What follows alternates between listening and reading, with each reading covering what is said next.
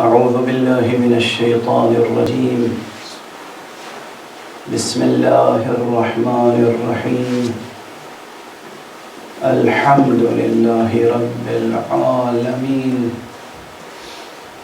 والصلاة والسلام على أشرف الخلائق أجمعين، سيدنا وسيد الأولين والآخرين، حبيبنا وحبيب إله العالمين، إمام المرسلين وخاتم النبيين، أبي القاسم المصطفى محمد. اللهم صل على محمد وآل محمد وعلى أهل بيته الطيبين الطاهرين الهداة المهديين المعصومين المظلومين، واللعنة الدائمة على أعداء الحق والدين. أما بعد، فقد قال الله تعالى عز اسمه في محكم كتابه ومتقن خطابه. بسم الله الرحمن الرحيم. وإذ ابتلى إبراهيم ربه بكلمات فأتمهن قال إني جاعلك للناس إماما قال ومن ذريتي قال لا ينال عهد الظالمين. صدق الله العلي العظيم. اللهم صل على محمد وآل محمد وعجل فرجه. ایک اور بلندتر صلوات. اللهم صل على محمد وآل محمد وعجل فرجه. یہ تاریخیں ظاہر ہے کہ پہلی محرم الحرام سے لے کر مسلسل یہ شب و روز عزائے سید الشہداء، یہ شب و روز ہی شب و روز عزاداری ہیں. ہر تاریخ اس میں سے ایک المناک حقیقت کو اپنے دامن میں سمیٹے ہوئے ہیں. لیکن آج کی تاریخ بطور خاص نسبت رکھتی ہے امام بشریت، امام عالم انسانیت، بلکہ امام ملک و ملکوت، حضرت امام زین العابدین علیہ السلام. اللهم صل على محمد وآل محمد وعجل فرجه. یہ جو میں عرض کرتا ہوں نا امام ملک و ملکوت، خدا را اسے مبالغہ نہ سمجھیے گا.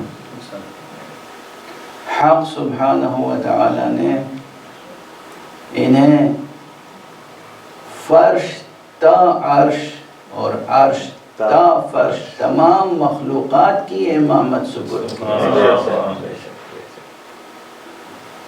یہ کوئی مبالغہ نہیں ہے، اور اس پر قرآنی دلائل یا فی الجملہ یا بالجملہ سمعی دلائل، جسے عام طور پہ نقلی دلائل کہتے ہیں. نقلی بمعنی دہن بدہن اور سینہ بسینہ جو دلیلیں نقل ہوئی ہوں، قولی، لفظی، سمعی، یعنی حدیث اور قرآن، قرآن اور حدیث. اس سے جب ہم کوئی دلیل پیش کرتے ہیں تو اس کو کہا جاتا ہے دلیل سمعی یا دلیل نقلی.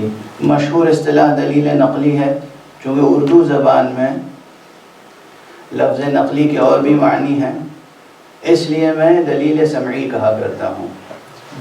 اردو والوں کے لیے دلیل سمعی یعنی وہ بات جو سنی گئی، وہ دلیل جو سنی گئی. اور ظاہر ہے کہ میں سمجھتا ہوں اس میں زیادہ بلاغت ہے. حبیب کبریا نے حضرت کبریا سے سنا ہے، اور نفس رسول نے عین رسول سے سنا ہے، اور اس کے بعد آل رسول نے ایک کے بعد ایک امام نے دوسرے امام سے سنا ہے. اصحاب باوفا نے ائمہ اطہار سے براہ راست سنا ہے، اور یہ دلیلیں چلی آ رہی ہیں، تو یہ سمعی دلیل کہنا اس کو زیادہ مناسب معلوم ہوتا ہے۔ صلوات پڑھ دیجیے۔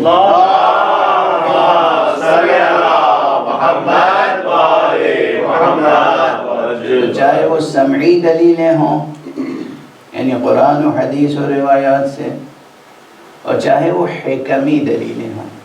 حکمی یعنی حکمت سے متعلق، یعنی جسے آپ عام اصطلاح میں فلسفی کہتے ہیں، عقلی دلیلیں، علمی دلیلیں، آپ جنہیں علمی دلیلیں کہتے ہیں۔ اصل علمی دلیل تو وہی ہے جو سمعی دلیل ہے۔ صحیح اس کا آگے چاہیے۔ اصل علمی دلیل وہی ہے جو قرآنی دلیل ہے۔ اصل علمی دلیل وہی ہے کہ جو دہن مبارک مصطفیٰ صلی اللہ علیہ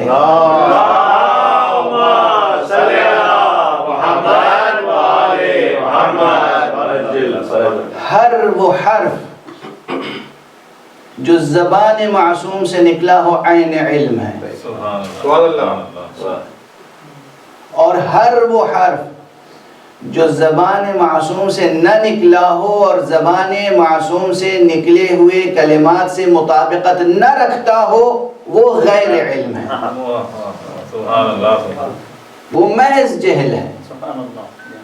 یا براہ راست یہ قاعدہ رکھ لیجئے، محفوظ کر لیجئے، یہ ایک اصول، اصل علمی یہ قاعدہ ذہن میں رہے، ہر وہ کلام، ہر وہ قول، ہر وہ بات جو دہن مبارک معصوم سے نکلی ہو، مصطفیٰ صلی اللہ علیہ وآلہ وسلم،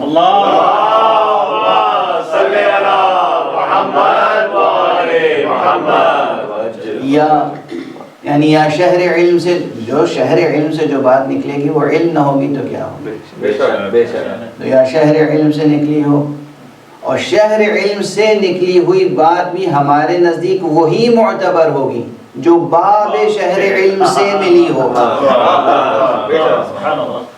اور کوئی یوں ہی نسبتیں دے دے وہ نسبتیں معتبر نہیں ہوگی۔ یہ علمی مبانی ہیں، یہ تو بنیادیں ہیں علمی، یہ قواعد ہیں۔ جب بنیادیں مضبوط و مستحکم ہوگی تو اس پہ جو عمارت بنے گی وہ بھی مضبوط و مستحکم ہوگی۔ بنیادیں مضبوط نہیں ہوں گی تو عمارت بھی کبھی مضبوط و مستحکم نہیں ہوگی۔ اسی لیے ہر کتاب معتبر نہیں ہوتی، اور آپ دیکھیے ایک اصول ہمارے یہاں یہ کہ ہم سب کی کتابیں پڑھتے ہیں، چونکہ ہمیں کبھی خوف نہیں ہوتا کہ کسی کی کتاب پڑھ کے ہمارے ایمان میں کوئی انقلاب آ جائے، مگر ہماری کتابیں پڑھنے کے لیے لوگوں نے پابندیاں لگا رکھی ہیں، اس لیے کہ وہاں خطرہ یہ کہ اگر ان کی بات سنی یا ان کی کتاب پڑھ لی تو کہیں ایسا نہ ہو کہ ہمارا بنایا ہوا ہوائی محل زمین بوس ہو جائے۔ بہرحال تو اصل علم وہ ہے کہ جو مستند ہو ذات گرامی معصوم صلی اللہ علیہ وآلہ وسلم سے۔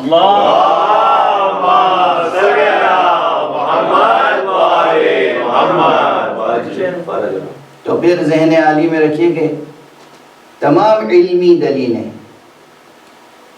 اور اس میں تمام سمعی دلیلیں اور پھر تمام حکمی دلیلیں، یعنی فلسفی، منطقی، اور چاہے آپ ریاضی کی کوئی تھیوری لے آئیں، آج کل اصول دین کے مباحث میں حتیٰ کہ اصول فقہ میں بھی بعض وہ بحثیں علماء کر رہے ہیں جس کی کسی حد تک ضرورت بھی ہے، جو بحثیں منطق استقراء سے تعلق رکھتی ہیں، نظریہ احتمال مثلا اس پر بہت کام ہو رہا ہے۔ اب یہ چیزیں جو ہیں وہ بالکل انٹلیکچوئلس یا ان طالب علموں کے لیے ہیں کہ جو خالص علمی جستجو رکھتے ہیں۔ میں تذکرہ کر دیتا ہوں، اشارہ کر دیتا ہوں، اور ظاہر ہے کہ جو عام حضرات ہیں ان کے لیے بھی کچھ کم مطالب تو ذکر محمد و آل محمد میں نہیں ہیں، بے پناہ مطالب ہیں۔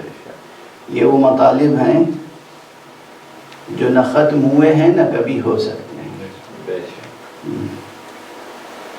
تو امامت کا وہ موضوع ہے جو میں نے کہا کہ ملک تا ملکوت، فرش تا عرش، حق سبحانہ و تعالیٰ نے، خود اللہ سبحانہ و تعالیٰ نے ان کو امامت عطا فرمائی ہے۔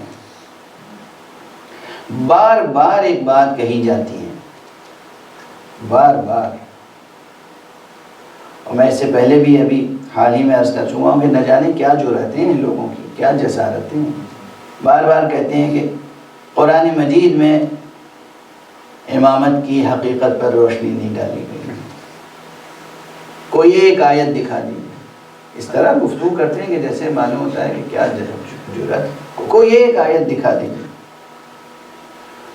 اور میں عرض کرتا ہوں کہ پورا کا پورا قرآن حقیقت امامت و ولایت سے مربوط ہے۔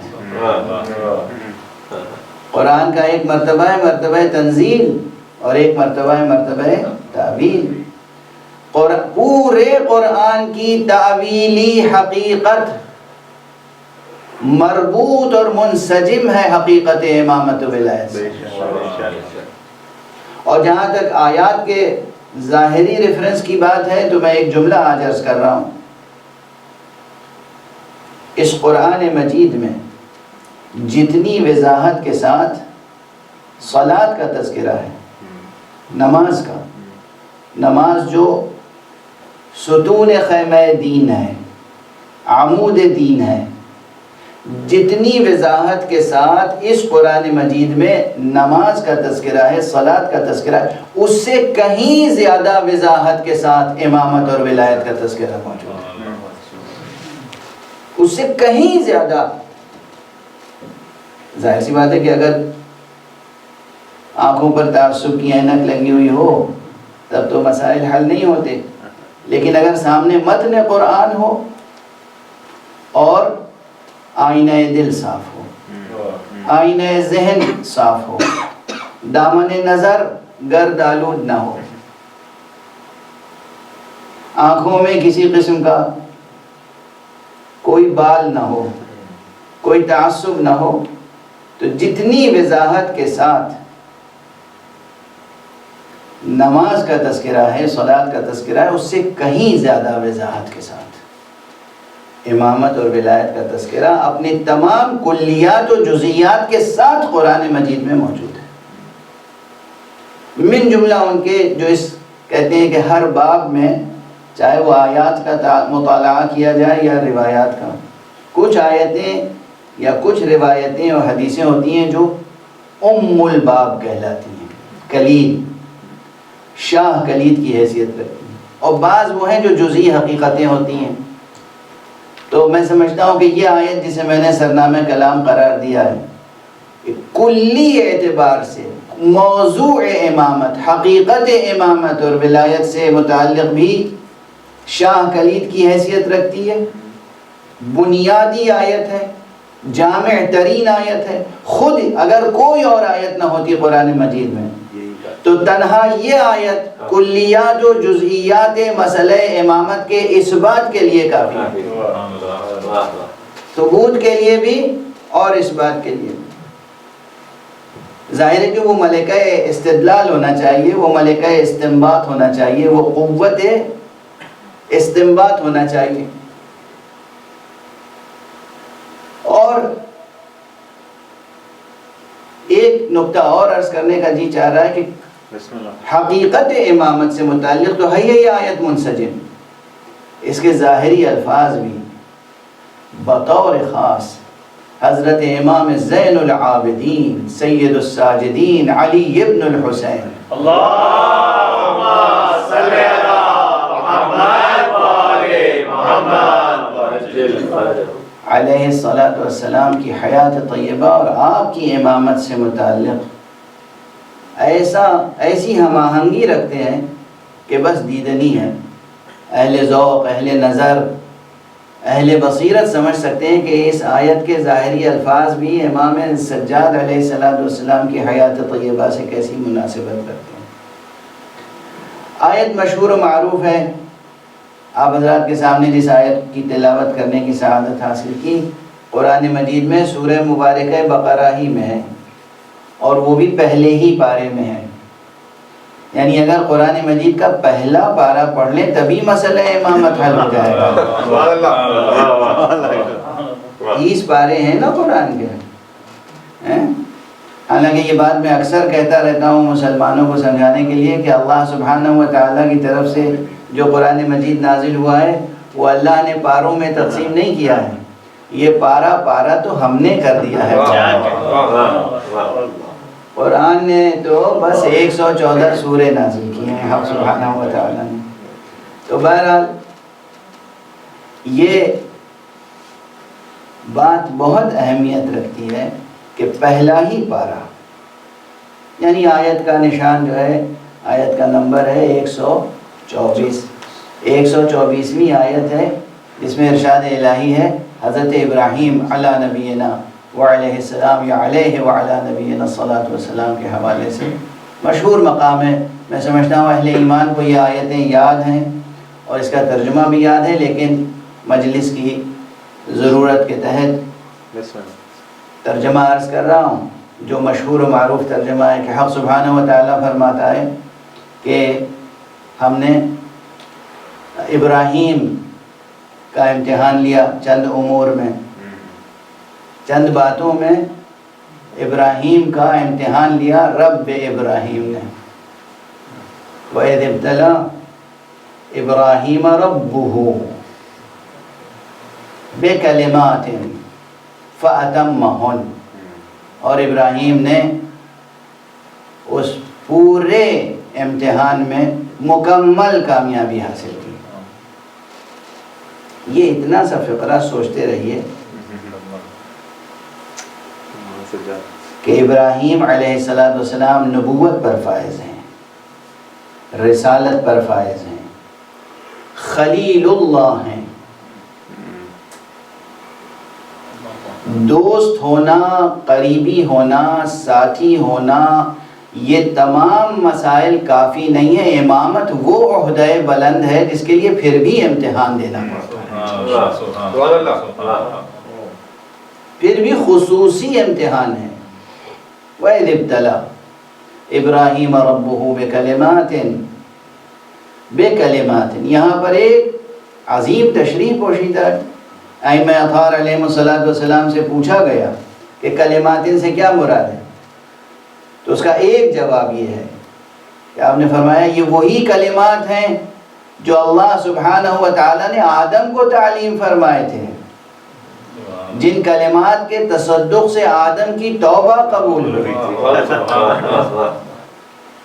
تو وہ کلمات، اس کے معنی ہے کہ آدم کو بھی اگر خلیفۃ اللہ ہونے کا شرف نصیب ہوا تو انہی کلمات کے صدقے میں، اور ابراہیم کو اگر امامت کبریٰ نصیب ملی ہے تو وہ بھی انہی کلمات کے صدقے میں۔ اور اگر کلمات کی تشریح کی جائے لفظوں میں تو لاکھوں جلدیں کتاب ہو سکتی ہیں، اور اگر ان کلمات کو سمیٹا جائے شخصیتوں میں تو یہ 14 کلمات ہیں جو حق سبحانہ و تعالیٰ جنہوں نے کہا ہے کہ نحن کلمات اللہ، ہم ہیں کلمات اللہ۔ صلوات پڑھ دیں محمد،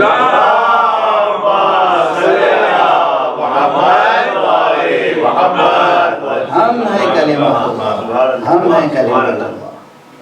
اب یہ مقامات بہت غور طلب ہے، میں نے عرض کر دیا اور آپ کے وجدان ایمانی نے قبول کر لیا، آپ وجد کرنے لگے، درود پڑھنے لگے، لیکن یہاں بہت مطالب ہیں، بہت سی سادہ عقلیں ہیں جو ان مطالب کو درک نہیں کر پاتی، نہیں سمجھ پاتی۔ تو میں ہر ایک کو طنز و تشنیع کا نشانہ نہیں بناتا ہوں، میں تو کہتا ہوں دل سوزی کے ساتھ ذہنوں کی اور قلوب کی تربیت کی ضرورت ہے، دلوں کی بھی تربیت کی ضرورت ہے، ذہنوں کی بھی تربیت کی ضرورت ہے، اور یہ تربیت مکمل نہیں ہو سکتی جب تک کہ قرآن مجید کی تیز روشنی نہ ہو اور محمد اور آل محمد علیہ السلام کے کردار اور سیرت کی روشنی نہ ہو۔ بہرحال تو کلمات میں اور بہت تفصیلات ہیں، کس طرح سے حق سبحانہ و تعالیٰ نے آزمائش کی، کس طرح سے، یہ کس طرح سے آزمائش کی جناب ابراہیم کی، اس کی پوری تفصیل، چونکہ کلمات جمع ہے کلمہ کا، کسی ایک بات میں صرف نہیں ہوا ہے امتحان، کلمات متعدد باتیں ہیں، ایک سے زائد باتیں ہیں، بہت سی باتیں ہیں، بہت سے امور ہیں۔ وہ امور جن میں امتحان لے کر امامت پر فائز کیا گیا، وہ امور بیان ہوئے تفصیل سے کہیں؟ یعنی وہ امور حق سبحانہ و تعالیٰ کے علم میں محفوظ ہیں؟ صرف اعلان ہو گیا کہ ہم نے امتحان لیا اور بڑا تفصیلی پرچہ تھا، اس پورے پرچے کو انہوں نے حل کر لیا۔ وہ پرچہ کیا تھا؟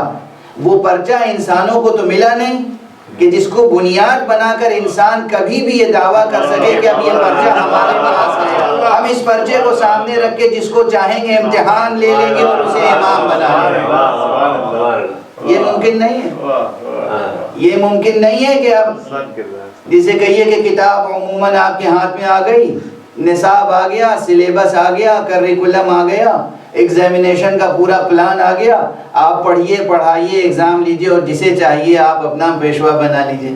نہیں، یہ سب اسرار الہیہ ہیں، یہ سب اسرار الہیہ ہیں۔ اور ہمارے یہاں حق سبحانہ و تعالیٰ نے بعض امور میں امتحان دیا، فَأَتَمَّهُنَّ، اور ابراہیم نے اس امتحان میں مکمل کامیابی حاصل کی۔ اب حق سبحانہ و تعالیٰ نے فرمایا قال انی جاعلک للناس اماما، میں تمہیں تمام انسانوں کے لیے اب پیشوا اور امام بنا رہا ہوں۔ تو یہ قرآن مجید کا یہ اعلان کیا کافی نہیں ہے سمجھنے کے لیے کہ پیشوا بنانا، انسانیت کے لیے امام بنانا یہ انسانوں کا کام نہیں، خدا کا کام ہے؟ یہ کافی نہیں ہے یہ بیان؟ قرآن کی آیت ہے، کسی زمانے جاہلی کا عرب شاعر کا کلام تو نہیں ہے، قرآن کی آیت۔ اللہ سبحانہ و تعالیٰ فرما رہا ہے، یہ جملہ غالباً اس سے پہلے بھی میں نے کہیں عرض کیا تھا لیکن مقرر کہنے کا دل چاہ رہا ہے کیونکہ ضرورت پڑے گی اور آپ حضرات کو نہ جانے کتنی بار دہرانا پڑے گا اسے مختلف مواقع پر خود، کہ جناب والا حق سبحانہ و تعالیٰ نے جو فرمایا کہ میں تمہیں تمام انسانوں کے لیے امام بنا رہا ہوں، تو یہاں پر یہ بھی ذہن عالی میں رہے کہ اللہ سبحانہ و تعالی نے یہ اعلان حضرت ابراہیم علیہ السلام کو مخاطب کر کے فرمایا کہ میں تمہیں تمام عالم انسانی کا یا انسانوں کا امام بنا رہا ہوں، میں بنانے والا ہوں۔ انی جاعلک للناس اماما، تمہیں امام بنانے والا میں ہوں، فعل نہیں ہے، اس میں فاعل ہے۔ اب یہ میں اشارے کر دیتا ہوں ہمیشہ، جو اہل تحقیق ہیں وہ جا کر تحقیق کریں کہ یہاں فعل ہوتا تو کیا معنویت ہوتی، اسم ہے تو کیا معنویت ہے، لیکن بہرحال میں تمہیں امام بنا رہا ہوں، انسانوں کا امام بنا رہا ہوں۔ جناب ابراہیم علیہ السلام نے فوراً اس عہدے کو اتنی اہمیت دی، اہمیت تھی، امتحان دے کر حاصل کیا تھا، بڑا امتحان دے کر حاصل کیا تھا، اہمیت تھی، اعزاز تھا، افتخار کا مقام تھا۔ فوراً فرمایا کہ پروردگار وَمِن ذُرِّيَّتِي، اور میری ذریت میں سے، ذرا توجہ رکھیے گا، کون گفتگو کر رہا ہے، کس کے حضور میں گفتگو ہو رہی ہے؟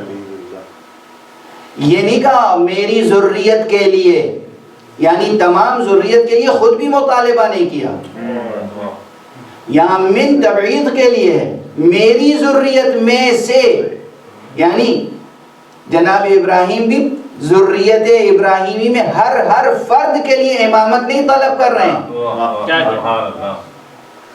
ذریت میں سے منتخب افراد کے لیے طلب کر رہے ہیں، اور ان منتخب میں سے بھی حق مزید منتخب کر رہا ہے، یہ کہہ کر کہ قال لا ینال عہد الظالمین، میرا عہدہ، میرا منصب، میری طرف سے کوئی ذمہ داری کسی ظالم کو یعنی کسی غیر معصوم کو نہیں مل سکتی۔ صلوات پڑھ دیجئے محمد، اللہم صلی علی محمد وعلی محمد وعجل فرج۔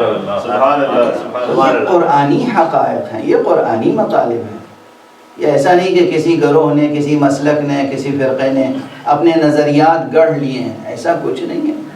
یہ قرآنی حقائق ہیں، یہ حقائق وحیانی ہیں، اور ان کے اندر جو پھیلے ہوئے بے شمار اسرار ہیں وہ اسرار مشیت ہیں اور اسرار ختم نبوت ہیں. اسرار ختم نبوت ہیں. یہ ائمہ اطہار علیہم السلام جو بھی حق سبحانہ و تعالیٰ کی طرف سے آئے، ان کے تمام اوصاف قرآن مجید میں مل جائیں گے آپ کو. تمام اوصاف، میں پوری طالب علمانہ ذمہ داری سے عرض کر رہا ہوں، تمام اوصاف، مگر ظاہر ہے کہ قرآن کی زبان میں، ہماری زبان میں نہیں. ہمیں قرآن کا زبان شناس ہونا چاہیے، قرآن کا لہجہ شناس ہونا چاہیے. قرآن کی اپنی زبان ہے، قرآن کا اپنا اسلوب ہے، وہ اپنے اسلوب میں حقائق بیان فرماتا ہے.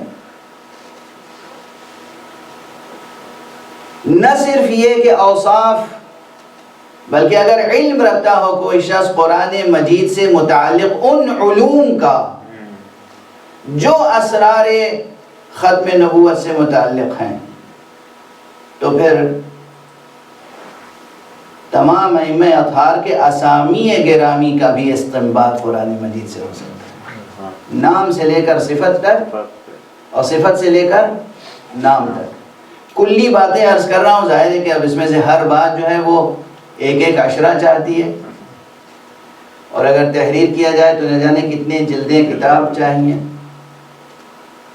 کہ اس قرآن مجید میں مثلا ایک بات یوں ہی عرض کرتا چلوں، یہ بھی وہ ہے جو پہلے سے آپ حضرات میں سے اکثر کے ذہنوں میں ضرور ہوگی، کہ خود قرآن مجید میں جو حروف مقطعات ہیں، ان حروف مقطعات سے متعلق مفسرین نے بہت کچھ لکھا ہے، اکثر نے عاجزی کا اعتراف کیا ہے، لیکن علوم آل محمد سے کسب فیض کرنے والوں نے جو رہنمائیاں کی ہیں، تو انہیں پیش نظر رکھ کر میں نے بھی ایک بات عرض کی ہے، اور وہ اب آپ حضرات برداشت کر لیجیے گا، وہ 4 مصروں کی شکل میں ہے.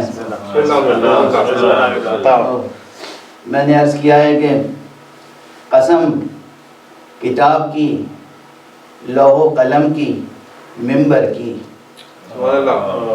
قسم کتاب کی، لوح و قلم کی، منبر کی، مجھے سراغ ملا ہے یہ فضل باری سے، مجھے سراغ ملا ہے یہ فضل باری سے. یہ حرف حرف جو بکھری ہوئی عبارت ہے، یہ حرف حرف جو بکھری ہوئی عبارت ہے، کسی کا نام لکھا ہے یہ رازداری سے.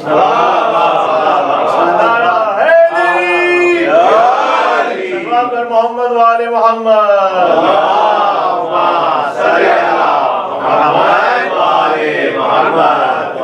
یہ حرف حرف جو بکھری ہوئی عبارت ہے، کسی کا نام لکھا ہے یہ رازداری سے. چنانچہ یہ عبارت ہے کہ صراط علی الحق نمسکو، علی کا راستہ ہی حق ہے جس سے ہم متمسک ہیں. تو جو اسرار علوم قرآن سے آشنا ہیں اور جو علوم قرآن کو باب شہر علم نبوت سے حاصل کرنے والے ہیں، ان کے لیے یہ مسائل یقینیات میں سے ہیں، ظنیات میں سے نہیں ہیں. یہ مسائل ظنیات میں سے نہیں ہیں، یقینیات میں سے ہیں. یعنی یہ نہیں کہ یہ ہم نے سوچ لیا، ہم نے سمجھ لیا، ہماری فہم پر یہ نتائج مترتب نہیں ہوئے ہیں، ہماری فہم پر نہیں، بلکہ ان کی صراحت پر، ان کی نص پر، ان کے بیان پر. ہمارے فہم کا دخل نہیں ہے، ان کے بیان کا جلوہ ہے، ان کے بیان کا جلوہ ہے. بہرحال تو اگر ائمہ کے اوصاف اور ائمہ کے کردار اور ائمہ کی شخصیات کی جستجو کرنی ہے، یہ قرآن اہل قرآن کے لیے کافی ہے. یہ قرآن اہل قرآن کے لیے کافی ہے. لیکن کوئی نااہل کہے کہ قرآن کافی ہے تو یہ ممکن نہیں ہوگا. یہ ممکن نہیں ہو پائے گا. بہرحال اب میں ایک مثال عرض کروں. مثلا امام کے اوصاف میں سب سے بڑے اوصاف دو ہیں، علم اور عصمت. امام وہی ہو سکتا ہے جو عالم ہو، اور امام وہی ہو سکتا ہے جو معصوم ہو. اللہ کی طرف سے وہی امام ہو سکتا ہے. ہم تو جس کو چاہے امام بنا، کوئی مسئلہ ہی نہیں. یعنی یہ طنز نہیں ہے، یہ ایک دل سوزی کی بات ہے کہ آج بھی آپ بہت سے اسلامی ممالک ہیں، اور خاص طور سے وہ ملک جسے ہم جو حجاز کہتے ہیں، دنیا والے پتہ نہیں کیا کیا نام رکھے ہوئے ہیں، تو وہاں جو حضرات ہیں وہ کس کو اپنا امام مانتے ہیں اس وقت؟ معلوم ہے ایک شخص فاسق ہے، قاتل ہے، یا کم سے کم متہم ہے، ملزم ہے نہ جانے کتنے مسائل میں. مسلمانوں کے قبلہ اول سے متعلق کس کس قسم کی خیانتیں ہیں، کس کس قسم کی خیانتیں امت مسلمہ کے ساتھ ہو رہی ہیں. اس کے باوجود ان کے نام کا خطبہ پڑھا جا رہا ہے، ان کو امام سمجھا جا رہا ہے، ان کو ولی امر سمجھا جا رہا ہے، اور ان کی بیعت میں بڑے بڑے علماء، محدثین، ائمہ حرام ضمیر فروشی کر رہے ہیں. لوگ عام طور پہ دین فروشی کہتے ہیں، مجھے یہ تعبیر پسند نہیں آتی. دین کسی کے اختیار میں نہیں ہے کہ بیچ سکے. جو دین بیچنا چاہتا ہے وہ اپنا ضمیر بیچتا ہے. دین محفوظ ہے اور محفوظ رہے گا. دین محفوظ ہے اور محفوظ رہے گا. ایک صلوات پڑھ دیں محمد.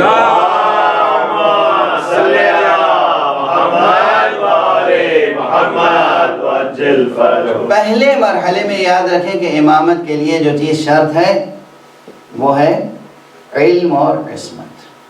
خدا داد علم اور خدا داد وہ قوت، وہ سیرت، وہ کردار جو ایک معصوم کی سیرت ہوتی ہے.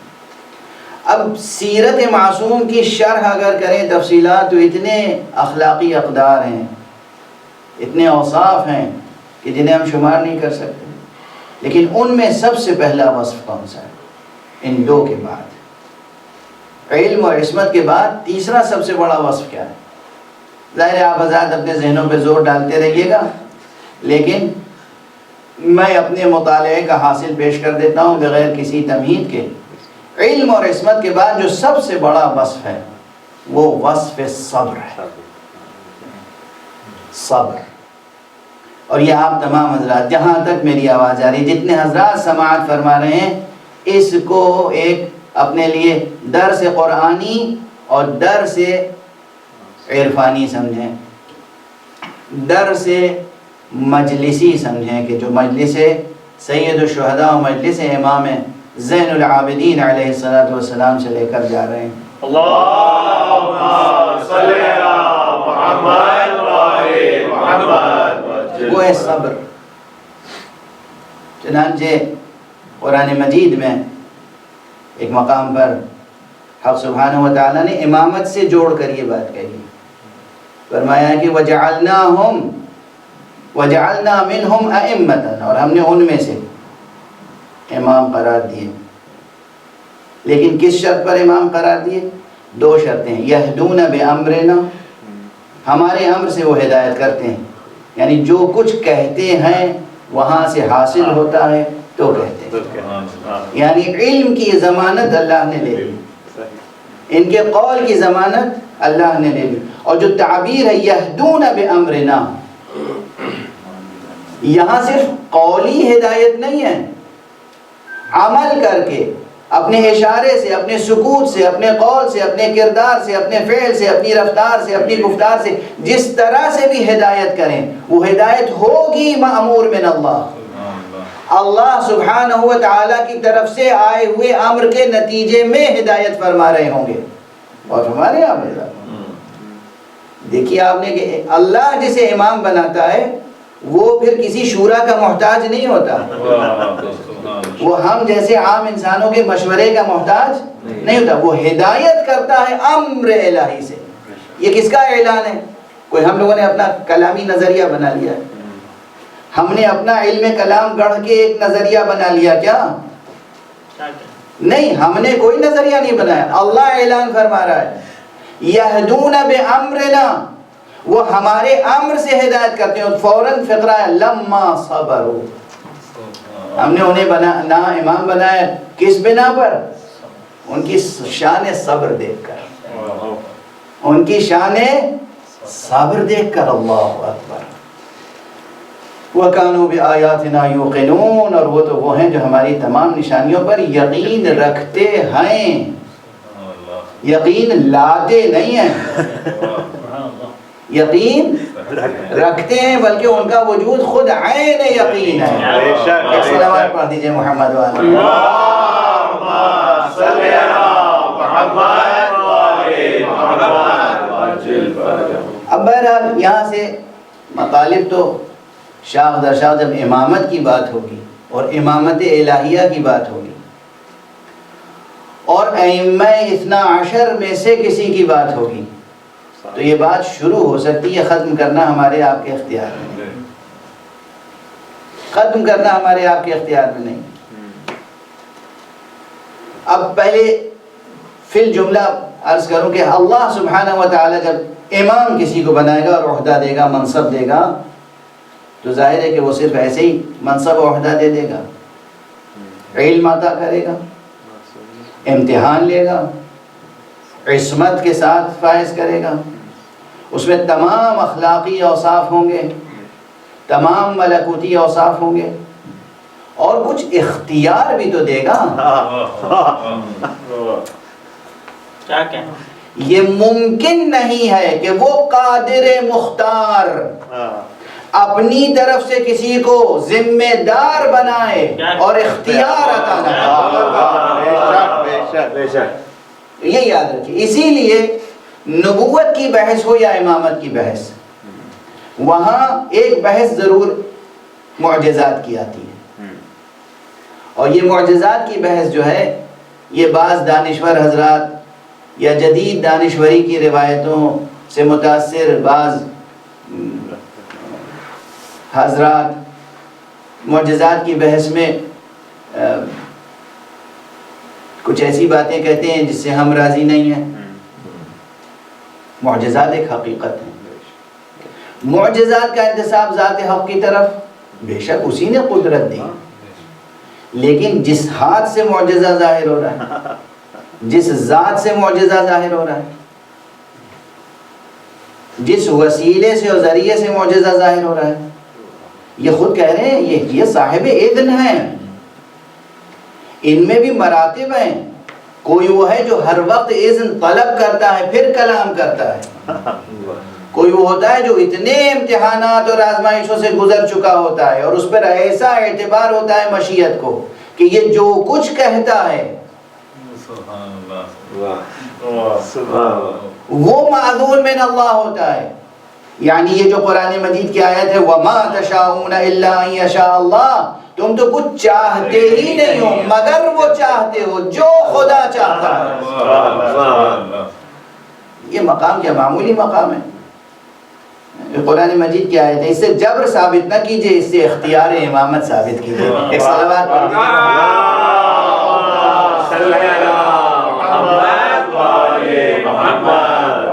میں نہایت عاجزی کے ساتھ دست ادب جوڑ کے عرض کر رہا ہوں کہ حضرات اس سے جبر ثابت نہ کریں، اختیار امامت ثابت کریں۔ قلب کو قلب کیوں کہتے ہیں؟ قلب کو قلب کیوں کہتے ہیں؟ سنا ہے عربی زبان میں قلب کو قلب اس لیے کہتے ہیں کہ وہ ہر وقت منقلب ہوتا رہتا ہے۔ اپنے اپنے دلوں کا جائزہ لیجئے۔ نہیں، یہ قلب صنوبری، یہ جو پورے جسم میں خون پہنچانے کا ایک آلہ ہے، انسٹرومنٹ ہے، اس کی بات نہیں کر رہا ہوں۔ قلب، روح، نفس، تو اس کی کیفیت کیا ہے؟ قلب کو قلب کیا کہتے ہیں؟ یہ ظاہری بھی یہ ہر وقت جو ہے حرکت کرتا رہتا ہے، اور وہ جو آپ کا دل ہے، قلب، جسے آپ کچھ سوچتے ہیں، تو کہتے نہیں کہ ایک دل کہہ رہا ہے یہ کر لو اور ایک دل کہہ رہا ہے یہ کر لو. اکثر آپ نے سوچا ہوگا اور کہا ہوگا اور سنا ہوگا، یہ سب محاورے ہیں، ضرب الامثال ہیں. تو اس کے معنی کیا ہے کہ یہ دل پلٹتا رہتا ہے. چونکہ عربی زبان میں قلب کے معنی ہے الٹنے پلٹنے کے، اسی سے انقلاب کا لفظ ہے. تو اس لیے دل چونکہ مسلسل الٹتا پلٹتا رہتا ہے اور اس لیے اس کو قلب کہتے ہیں.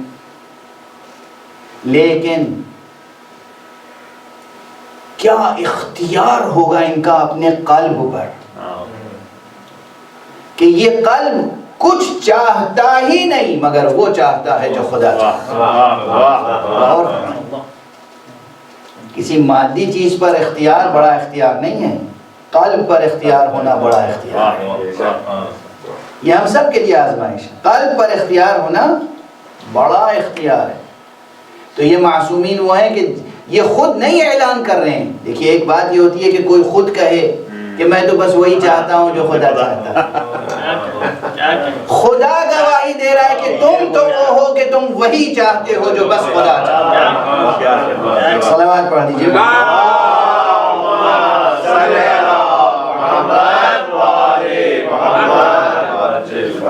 خدا کی قسم یہ وہ منزلت ہے، یہ وہ منزلت ہے کہ یہاں جا کر دیکھیے کہ معصوم، ہم جنہیں معصوم کہتے ہیں وہ کون ہیں. انہیں وہاں سے سند ملی ہے، انہیں وہاں سے سند. اب یہاں پر لوگوں نے فلسفیانہ بحثیں کی ہیں، فلسفے میں بھی، حکمت میں بھی، اصول میں بھی، فقہ میں بھی. میرے پیش نظر ہیں، اس طالب علم کے پیش نظر ہیں وہ ساری بحثیں، اور اس سے نظام جبر اور نظریہ جبر تک پہنچے ہیں لوگ، جو کہ یقیناً حرف باطل ہے. اور میں یہ سمجھتا ہوں کہ یہ مقام قرآنی وہ خاص بندگان الہی کی عصمت کے لیے، نہ صرف یہ کہ یہ فعل میں معصوم ہیں، اللہ اکبر، نہ صرف یہ کہ یہ قول میں معصوم ہیں، بلکہ یہ ایسی عصمت کبریٰ پر فائز ہیں کہ ان کے دل سے کوئی خیال بھی نہیں گزرتا ایسا جو رضا الہی کے برخلاف. کیا مقام ہے! ان کے دل سے، ان کے دامن خیال کو کوئی ایسا خیال چھو نہیں جاتا جو رضا الہی سے متصادم ہوتا. یہ عظمت اہل بیت، یہ عظمت ائمہ معصومین علیہم الصلوۃ والسلام. ایک صلوات پڑھ دیں محمد. اللہم صلی علی محمد و آل محمد وعجل فرجہ. یہاں پر ٹھہر کر میری کوشش تو یہ ہے کہ 55-56 منٹ کے وقفے میں تقریر مکمل ہو جائے، مگر اندازہ ہو رہا ہے کہ شاید مطالب تشنہ رہ جائیں گے، اس لیے آپ حضرات اگر صلوات کا سہارا دیتے رہیں تو کچھ مطالب عرض کر دیں. اللہم صلی علی محمد و آل محمد وعجل فرجہ.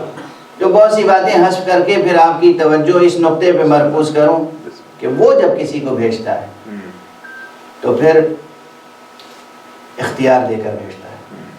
وہ کتنا علم دے کر بھیجتا ہے، وہ کتنا اختیار دے کر بھیجتا ہے، وہ کتنی قوت دے کر بھیجتا ہے، وہ کتنا پیمانہ صبر دیکھ کر معین کرتا ہے. یہ کون بتا سکتا ہے؟ یہ سب اسرار مشیت، یہ سب اسرار الہیہ ہیں. یہ سب ظاہر ہوتے ہیں کبھی کبھی جب ان سے معجزات ظاہر ہوتے ہیں. اب مثلا مشہور واقعہ ہے، آپ حضرات نے نہ جانے کتنی بار سماعت فرمایا ہوگا، ہمارے امام سید الساجدین زین العابدین علی ابن الحسین علیہ الصلوۃ والسلام. اللہم صلی علی محمد و آل محمد. مشہور معجزہ ہے، واقعہ ہے، اور اسے ہمارے بزرگ مجتہدین، فقہا، عرفا سب نے نقل کیا ہے، اصولی، اخباری سب نے نقل کیا ہے. ایک شخص تھا پارسا، پرہیزگار، بزرگوار، بلخ کا رہنے والا. پارسائے بلخی اہل معرفت تھا، اہل مودت تھا، اہل ولایت تھا، امام شناس تھا. وہ ہر سال جاتا تھا حج کے سفر پہ، حج میں جاتا تھا، مدینہ منورہ جاتا تھا زیارت مصطفیٰ صلی اللہ علیہ وآلہ وسلم. اللہم صلی علی بعد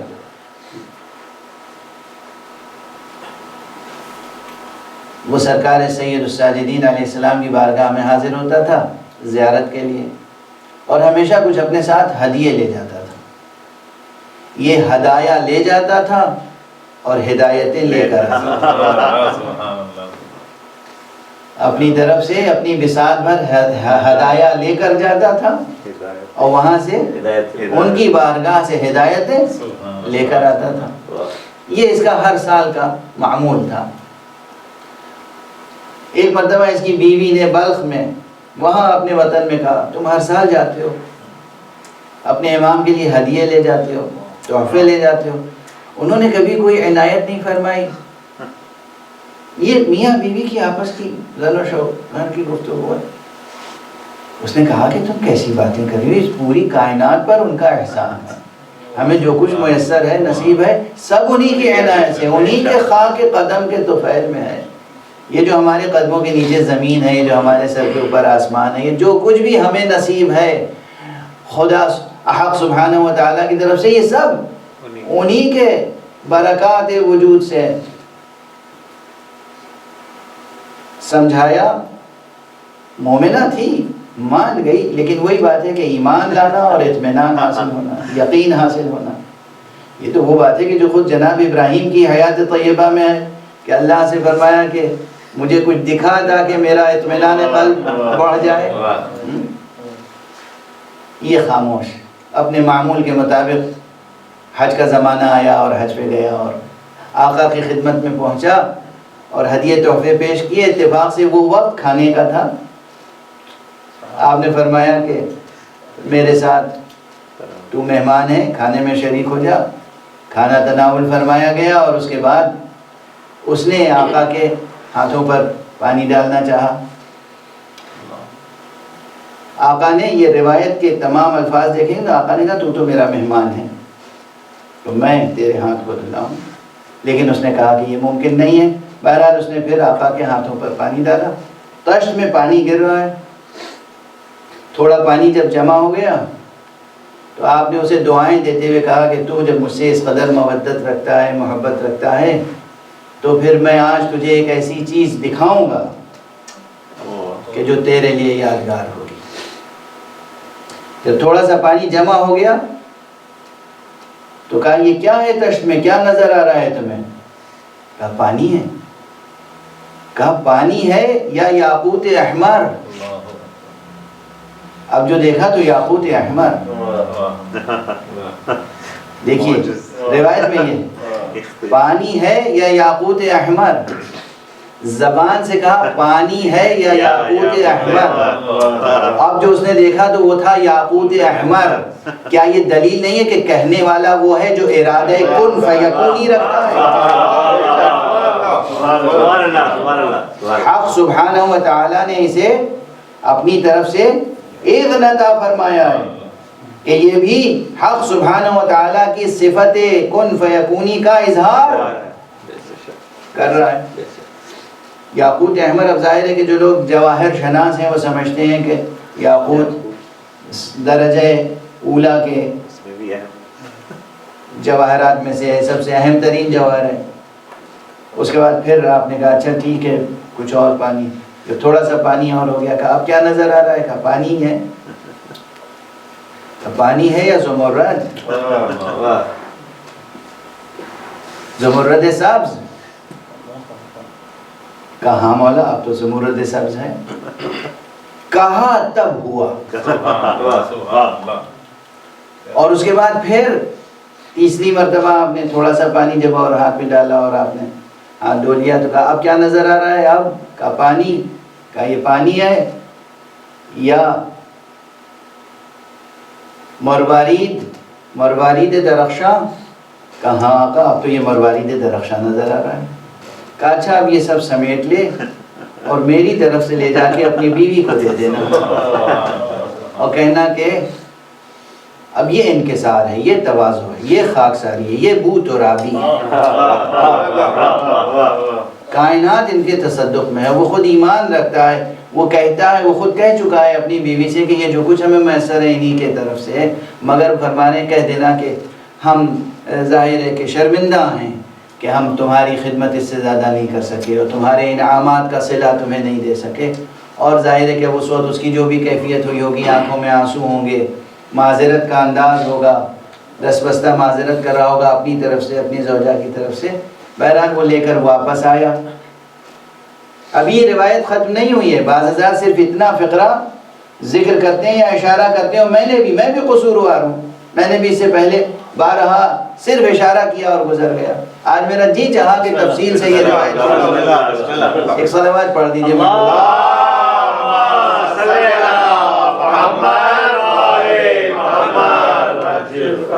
یہ شخص واپس آتا ہے حج و زیارات سے فارغ ہو کر اور اپنے وطن پہنچتا ہے اور اپنی زوجہ کے سامنے وہ دنیا کے بہترین جواہرات پیش کرتا ہے. کہتا ہے یہ میرے آقا نے دیا ہے. کہا مگر میری اور تمہارے درمیان یہ جو گفتگو ہوئی تھی یہ انہیں بتایا کس نے؟ اور فرمانے آپ اب بتائیے کہ علم امام کو کس پیمانے سے ناپا جائے. ایک صلوات پڑھ دیجیے محمد.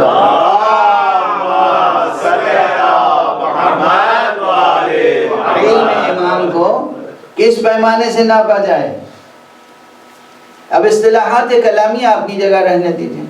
علم کلام میں کیا کیا اصطلاحیں ہم نے گڑھ رکھی ہیں،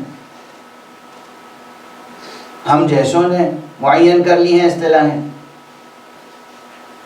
حیرت، استعجاب، ایمان میں اضافہ ہوا، یقین میں اضافہ ہوا. اور اب یہ کیفیت ہے، واقعہ مختصر کر رہا ہوں، کہ اب پورا سال گویا انتظار میں گزرا، اور جب نیا سال، نیا زمانہ حج کا آیا تو اب وہ زوجہ بھی تیار ہے کہ میں بھی چلوں گی. خدا کی قسم یہ بتائیے کعبے کی کشش کھینچ رہی ہے یا سجاد کی کشش؟ ایک صلوات پڑھ دیجیے محمد.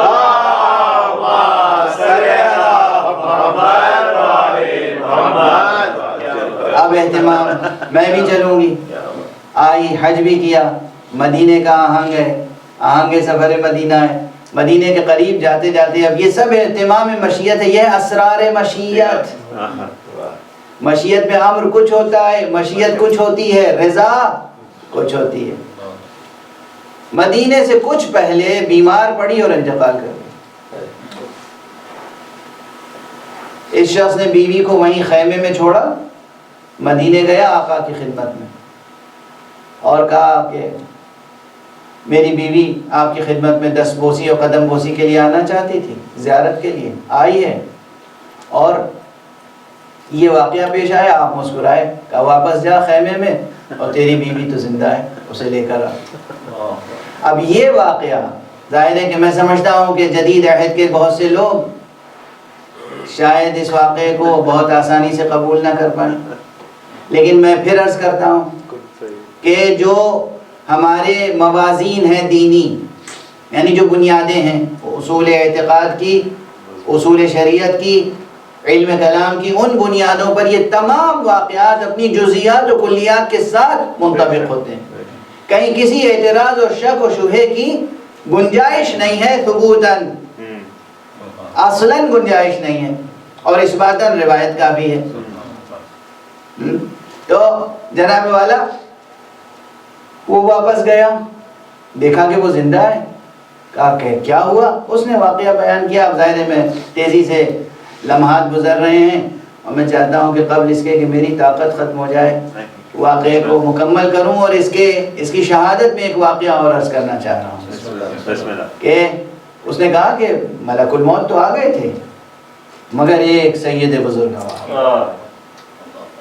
میں نے دیکھا کہ وہ آئے ہیں اور ملائکہ سے کہہ رہے ہیں جو مأمور ہیں قبض روح پر کہ بھئی ہم نے اسے 30 سال کی عمر اور عطا کی.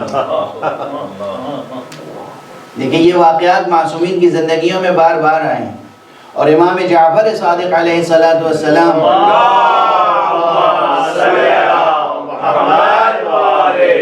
کا واقعہ میں نقل کر چکا ہوں اس سے پہلے، کہ جہاں آپ نے فرمایا، یوں نہیں فرمایا، پہلے ملک الموت سے پوچھا کیا اللہ نے تم کو ہماری اطاعت پر مأمور نہیں کیا ہے؟ کیا اللہ سبحانہ و تعالی نے تمہیں ہماری اطاعت کا حکم نہیں دیا ہے؟ اللہ جب کسی کو حاکم بناتا ہے تو حاکم بناتا ہے. ایک صلوات پڑھ دیجئے محمد.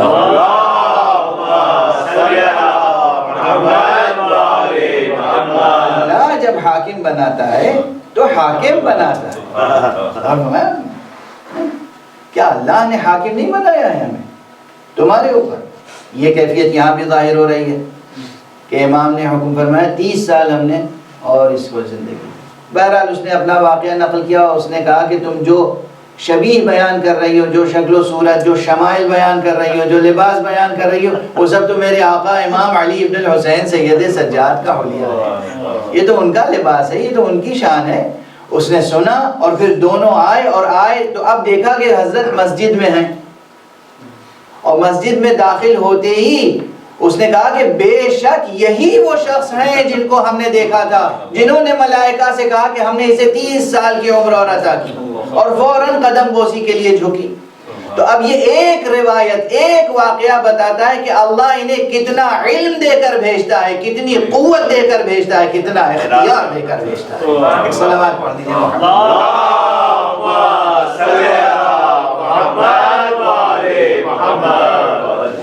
مگر ان کی بارگاہ سے استفادے کے لیے، باریابی کے لیے، اس بارگاہ سے باریابی کے لیے انسان میں اتنی ہی بصیرت بھی ہونی چاہیے، اتنا ادب، اتنی وابستگی، اتنی بصیرت.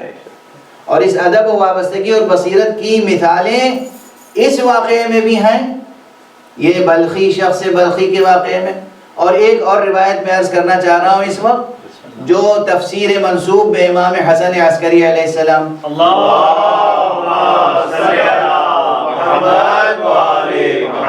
ایک تفسیر قرآن ہے جو ہمارے اور آپ کے 11ویں امام حسن عسکری علیہ السلام کی طرف منسوب ہے.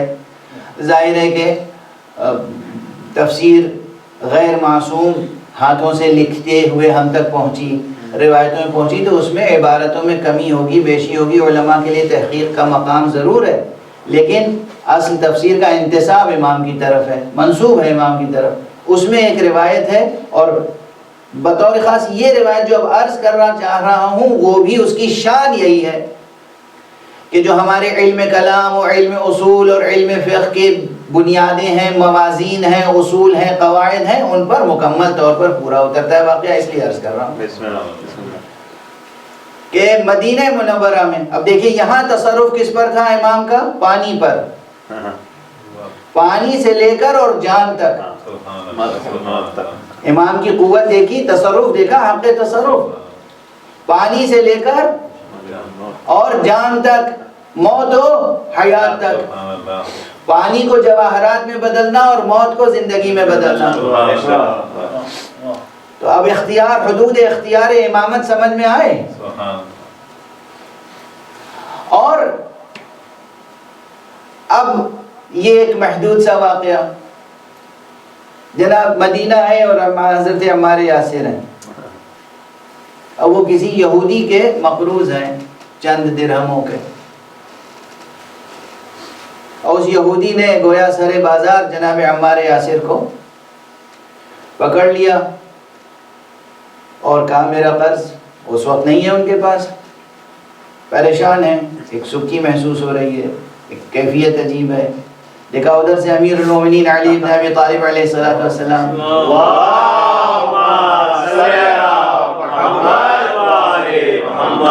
گزر رہے ہیں. یہاں پر 2-3 فقرے ہیں روایت میں موجود جو بہت توجہ طلب ہیں. جناب عمار یاسر نے کہا کہ یا امیر المومنین، میری جو آپ سے محبت ہے اس کے سبب سے یہ مجھے اذیت کر رہا ہے. اس کے معنی ہے کہ اسی زمانے سے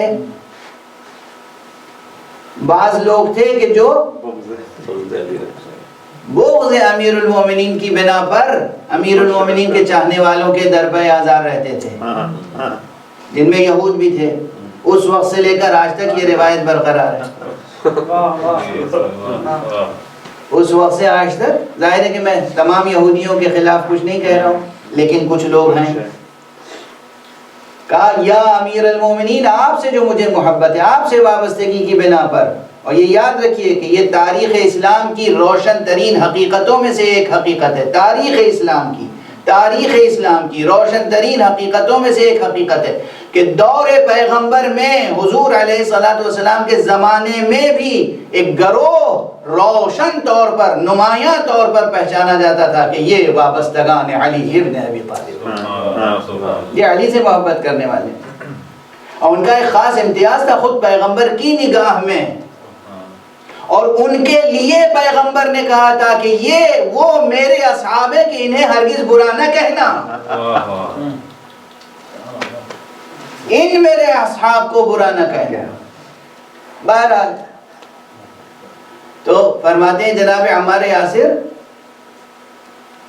کہ یا امیر المومنین آپ سے وابستگی کی بنا پر. کہا اچھا آگے بڑھے. اس یہودی سے گفتگو کرنا چاہ رہے تھے تو پھر فوراً جناب عمار یاسر نے ایک جملہ کہا ہے، یاد رکھیے، اسے کہتے ہیں مرتبہ شناسی، اسے کہتے ہیں مولا کی عظمت کی پاسداری. کہا یا امیر المومنین آپ اس سے بات کرنا چاہتے ہیں؟ آپ تو اس سے بات کیجئے، اس سے میری شفاعت کیجئے، سفارش کیجئے جو آپ کی کوئی بات ٹالتا نہیں.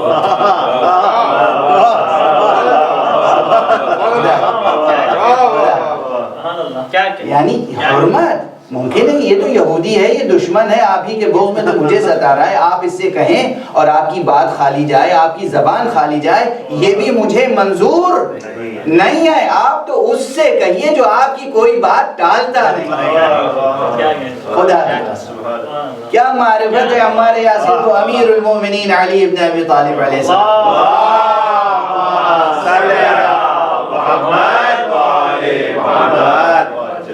آپ تو اس سے کہیے. اور بس پھر امیر المومنین علیہ السلام نے واقعا دست دعا بلند فرمایا اور کچھ کلمات کہے، حق سبحانہ و تعالیٰ سے دعا کی. اس کے بعد خود کچھ نہیں کہا، توجہ رکھیے گا، اسے کہتے ہیں القاء نسبت. اسے کہتے ہیں القاء نسبت، جو ان کا ہو جائے اسے کیا کیا مل جاتا ہے. فرمایا عمار تمہارے سامنے جو بھی پڑا ہے یہ خاک کا ٹکڑا یا پتھر، اسے اٹھاؤ اور یہ سونے میں بدل جائے گا. عمار نے خود بڑھ کے اٹھایا اور اب جو اٹھایا تھا پتھر نظر آ رہا ہے سونا، جو اس سے کہیں زیادہ ہے جس کے یہ مقروض تھے. ابھی دیکھیے واقعہ ختم نہیں ہوا ہے، اور میں اس میں جو اخلاقی نکات ہیں، جو اخلاقی نکات ہیں، جو ایتھیکل اور مورل ویلیوز اور ایسپیکٹس ہیں، اس کی طرف توجہ رکھیں کہ آج بھی اگر ہم اپنے وقت کے امام سے یا کسی بھی امام سے، ہمارا تو ہر امام زندہ ہے. امام زین العابدین امام تھے نہیں، امام ہیں. امام علی ابن ابی طالب علیہ السلام امام تھے نہیں، امام ہیں. اور ہمارے یہاں محمد مصطفیٰ صلی اللہ علیہ وآلہ وسلم رسول تھے نہیں، رسول ہیں.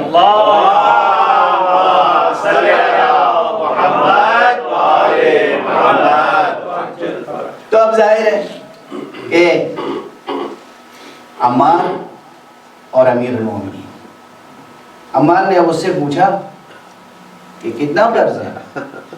تو ظاہر ہے یہ سونا جو ہے یہ زیادہ ہے اور اس کا قرض بہت تھوڑا سا ہے. تو اس نے کہا کہ یہ تو بہت زیادہ ہے.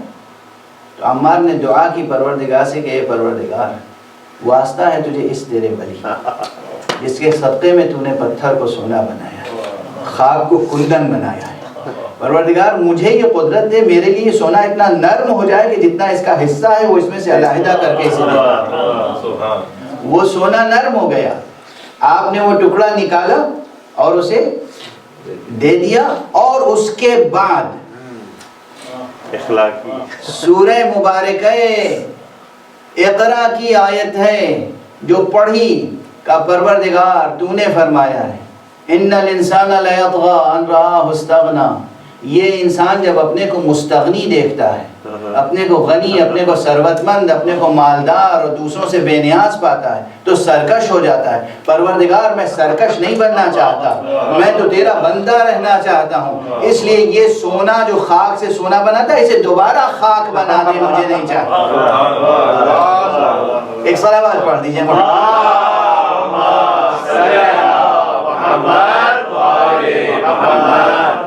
جو اس اخلاقی بلندی پر ہوتے ہیں وہ در اہل بیت کے غلام ہوتے ہیں۔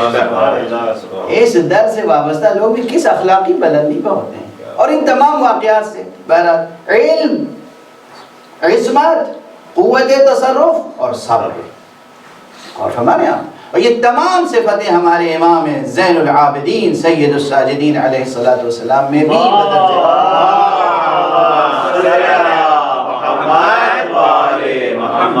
وقت گزر گیا جو معین تھا مجلس کے لیے، ورنہ آج میرا ارادہ تو یہ تھا، حالانکہ صحت و قوت اتنی ساتھ نہیں دے رہی تھی اور نہیں دے رہی ہے، لیکن ارادہ یہ تھا کہ میں کوشش کروں گا کہ ایک اجمالی خاکہ آپ کی پوری حیات طیبہ کا عرض کر سکوں، کہ جب سے آپ کی ولادت ہوئی اس کے بعد سے لے کر اور آپ کی شہادت تک کیا کیا اہم امور آپ نے انجام دیے ہیں، لیکن اب دامن وقت میں گنجائش نہیں۔ بس اتنا ہی کہہ سکتا ہوں کہ ایک حجت اللہ، ایک خلیفۃ اللہ، ایک امام برحق، ایک انسان کامل، ایک ولی مطلق کو جو کچھ کرنا چاہیے تھا وہ سب فرائض آپ نے مکمل کی، وہ تمام حقوق آپ نے ادا کیے، اور قوت تصرف، کیا کیا قوت تصرف رکھنے کے باوجود کیا کیا مصیبتیں برداشت کی۔ بس اس کا ایک واقعہ اور، شاید میں دل کھول کے مصائب بھی نہ پڑھ سکوں، لیکن بس ایک واقعہ آپ خود گریہ فرمائیں گے اور ماتم فرمائیں گے۔ ظاہر ہے گریہ اور ماتم میں کمی نہیں آنی چاہیے، اس لیے کہ یہ فصل غم ہے، ماہ محرم ہے، دل بھی پرخوں ہے، چشم بھی نم ہے، سب کی یہی کیفیت ہے، سب کی یہی کیفیت ہے۔ ایک گواہی امام محدثین اہل سنت والجماعت امام زہری کی ہے۔ ابو شہاب زہری بہت مشہور نام ہے، بہت مشہور نام ہے۔ یہ امام سے ارادت رکھتے تھے، امام سید سجاد سے خاص ارادت رکھتے تھے، اس میں کوئی شک نہیں، ایک عقیدت، ایک ارادت، ایک تعلق۔ بہت سی باتیں انہوں نے امام کی زندگی کی نقل کی ہیں۔ یہی وہ ہیں جنہوں نے ایک مرتبہ اپنے بیٹے کی شادی پر امام زین العابدین علیہ السلام کو دعوت دی، تو امام نے فرمایا کہ واقعہ کربلا کے پاس اب ہم کسی خوشی کی تقریب میں شریک نہیں ہوتے، اور اس کے بعد زہری نے بس خاموشی اختیار کی، اور جب شادی کا موقع گزر گیا تو پھر زہری نے خصوصیت کے ساتھ اپنے گھر میں مجلس اعزا منعقد کی، اور اب امام کی خدمت میں آئے، آقا آپ نے کہا تھا ہم خوشی میں شریک نہیں ہوتے، اب ہم نے آپ کے بابا کے لیے مجلس اعزا رکھی ہے۔ امام نے فرمایا ہاں ہم آئیں گے، اب ضرور آئیں گے۔ اور یہاں پر یہ واقعہ یاد رکھیں کہ امام علیہ السلام تشریف لائے، اور ظاہر زہری نے امام کو صدر مجلس میں بٹھایا، لیکن جب ذاکر نے اور مرثیہ خان نے مرثیہ شروع کیا اور ذکر مصائب ہوا، سب گریہ کر رہے تھے، سب کی آنکھیں، سب کے سر جھکے ہوئے تھے، سب گریہ میں مشغول تھے۔ جب امام نے جب ایک مرتبہ زہری نے دیکھا ضرور، دیکھا جہاں امام کو بٹھایا تھا وہاں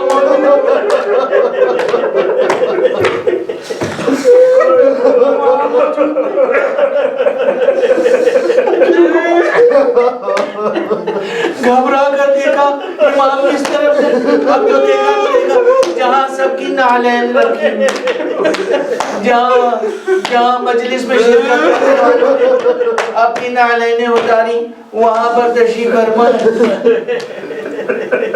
اجرکم علی اللہ، یہی زہری نقل کرتے ہیں، یہی زہری نقل کرتے ہیں۔ بہت سے واقعات انہوں نے امام سجاد علیہ السلام کی زندگی سے نقل فرمائے، مگر فرماتے ہیں کہ عبد الملک ابن مروان کی حکومت کا زمانہ ہے، اور امام کو دوبارہ مدینے سے قید کر کے شام لے جایا جا رہا ہے دمشق۔ امام کے ہاتھوں میں ہتھکڑیاں، پاؤں میں بیڑیاں ہیں، اور مدینے سے 2 منزل فاصلہ گزر گیا تو کہا کہ مجھ سے رہا نہ گیا، میں گیا پھر زیارت کے لیے، ملاقات کے لیے گیا، امام کی ملاقات کے لیے۔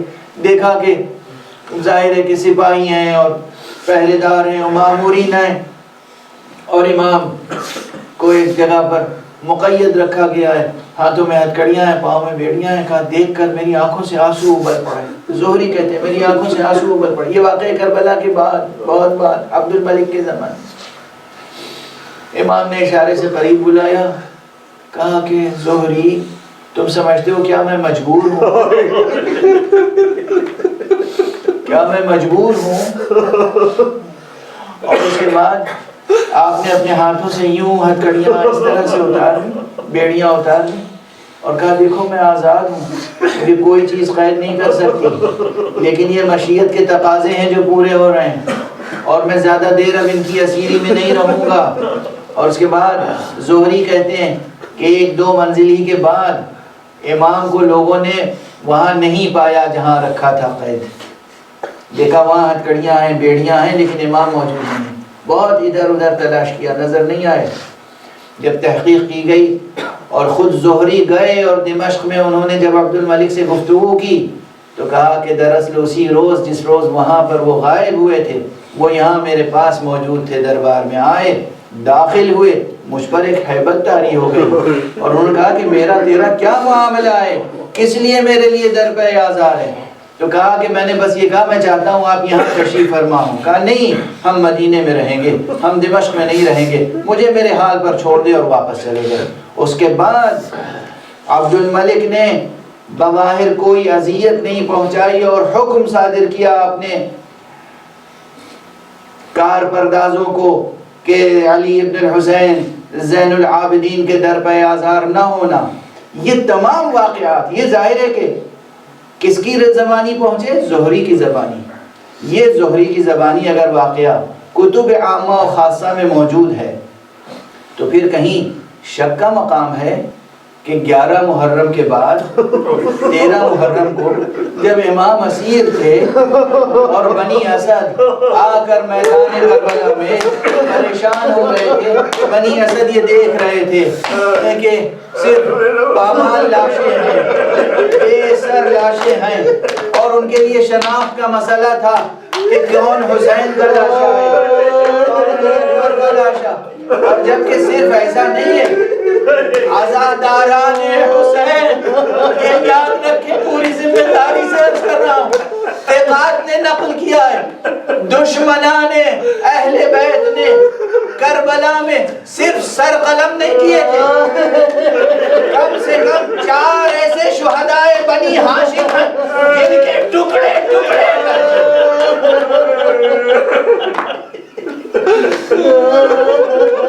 عباس کے لاشے کے کئی ٹکڑے کر دیے، اکبر کے لاشے کے ٹکڑے کر دیے، قاسم کے لاشے کے ٹکڑے، اور خود سید الشہداء امام حسین کے لاشے کو جب پامال کیا گیا تھا تو روایتوں میں ہے، تاریخ طبری کا جملہ ہے کہ آپ کے سینے کی ہڈیاں ریزہ ریزہ انا للہ و انا الیہ راجعون۔ یہ لاشیں دفن کرنے کی کوشش کرنے والے پہچان نہیں پا رہے، انہوں نے دیکھا کہ کوئی آ رہا ہے کوفے کی طرف سے، ایک مرتبہ گھبرا سے گئے، پریشان ہوئے، لیکن جانے والے نے قریب آ کے کہا پریشان نہ ہو، گھبراؤ نہیں، میں اسی شہید کا فرزند ہوں، میں علی ابن الحسین ہوں۔ آپ نے اپنے بابا کو دفن کیا، بس 1-2 جملے عرض کروں گا، پھر آپ تابوت اٹھائیں، ماتم کریں اور خوب ماتم کریں، حق ادا کریں۔ تابوت اٹھانا ایک علامت ہے کہ آقا ہمارے لیے آپ کا غم آج بھی تازہ ہے، آج بھی تازہ ہے، ہمارے لیے آپ کا غم فرسودہ نہیں ہے، اور یہ جذبہ ہے کاش ہم اس وقت ہوتے اور جس طرح سے بھی ممکن ہوتا ہم آپ کے کام آتے، آپ کا ساتھ دیتے، آپ پر نثار ہوتے، انہیں باقی رہنا چاہیے، ان کے شکوہ کو، ان کے اعزاز و احترام کو باقی رہنا چاہیے۔ یہ علامتیں ہیں، ثقافتی تہذیبی علامتیں ہیں، جو ہمارے اصلی دینی جذبات کی ترجمانی کرتے ہیں۔ ہاں تو یاد رکھیں، امام پر دو کیفیتیں ہیں۔ جب 11 محرم کو جا رہے تھے تو امام کو یہ صدمہ تھا جو اپنی پھوپھی سے کہا، جب پھوپھی نے کہا بیٹا میں کیا دیکھ رہی ہوں، ایسا لگتا ہے کہ تمہاری روح تمہارے جسد سے پرواز کیا چاہتی ہے۔ تو امام نے فرمایا پھوپھی اماں آپ ہی انصاف فرمائے، جوان بیٹا موجود ہو اور باپ کا لاشا بے گور و کفن پڑا رہتا ہے۔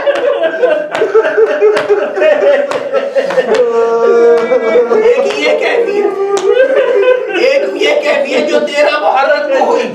اب تصور کیجئے جب خود امام کی شہادت ہوئی ہے تو یہ وہ واقعات ہیں جو امام کبھی فراموش نہیں کر سکے۔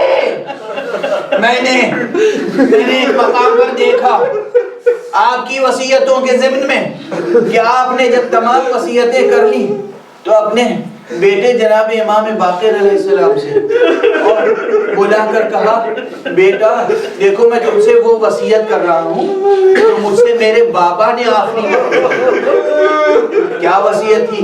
کیا وصیت یہ کبھی کسی ایسے شخص پر ظلم نہ کرنا جس کا خدا کے علاوہ کوئی نہ ہو، خدا کے علاوہ جس کا کوئی سہارا نہ ہو، ایسے کسی شخص پر کبھی ظلم نہ کرنا۔ ظاہر ہے امام کبھی ظلم نہیں کر سکتا، لیکن اس وصیت کے کرنے کے معنی ہے کہ یہ درس ہے امت کے لیے۔ عزیزان گرامی یہ امام کون امام اندازہ کریں گے؟ بس یہ واقعہ بھی اپنوں نے غیروں نے سب نے لکھا ہے۔ یہ امام وہ ہے کہ جب امام کہ جسم مبارک پر زہر کا اثر ہو گیا اور امام کی شہادت ہو گئی، امام باقر نے کفن دیا، غسل دیا، کفن دیا، تجہیز و تدفین ہوئی، اور تاریخوں میں ہے کہ یہ وہ دن تھا کہ مدینے کی تاریخ میں اس سے بڑا مجمع کسی تابوت میں کسی جنازے میں شریک نہیں ہوا تھا۔ امام کو دفن کیا، دفن کر کے واپس آئے۔ بہت مسائل پڑھنے کا جی چاہ رہا تھا لیکن میں آخری جملے تک لانا چاہ رہا تھا۔ جب واپس آئے تو کسی نے آ کے خبر دی کہ اے امام، اے سرکار باقر، آپ کے بابا کا وہ ناقہ جس پر بابا نے 22 مرتبہ حج کیا تھا وہ ناقہ موجود نہیں ہے۔ آپ نے ناقہ تلاش کیا تو دیکھا کہ وہ ناقہ بقیع میں گیا اور امام سجاد کی قبر مبارک پر سرہانے جا کر اپنا سر بار بار زمین پر مار رہا ہے، گویا گریہ کر رہا ہے۔ امام نے ایک مرتبہ کہ تم جانتے ہو یہ ناقہ کون ہے؟ یہ ناقہ وہ ہے جس پر 22 سال 22 مرتبہ حج کیا مگر کبھی ایک تازیانہ بھی اس ناقے کو نہیں مارا۔ وہ امام جو ناقے کو بھی کبھی ایک تازیانہ نہ لگائے، اس امام کو کربلا سے کوفے اور کوفے سے شام تک کتنی بار تازیانے کھانے پڑے، اور امام کی نگاہوں کے سامنے کبھی بہن کو تازیانہ لگا، کبھی پھوپھیوں کو تازیانہ لگا، کبھی چھوٹے وَإِنَّا إِلَيْهِ رَاجِعُونَ ماتم حسین و علیہ و محمدہ۔